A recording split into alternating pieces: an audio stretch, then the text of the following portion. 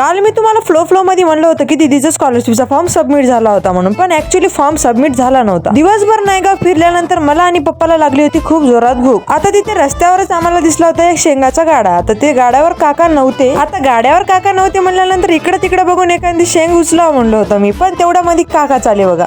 मग काय काकाला म्हणलं होतं गरमागरम शेंगा द्या. काकाने शेंगा दिल्या मस्त, आणि घरी पण आम्हाला काहीतरी खायला घ्यायचं होतं. मग काय आम्ही जांब घेतले होते घरी. आता तुम्हाला पण माहिती आहे की जांबाच्या गाड्यावर एक दोन फोडी तर फोडलेल्या असतात, आणि ते काका सारखंच म्हणाले की एक फोड खाऊन बघा, एकच नंबर माल आहे. मग मी पण एक फोड घेतली आणि खाल्ली तिथंच. बाकी काकाला म्हणलं काही पण म्हणलं माल तर एकच नंबर आहे म्हणलं.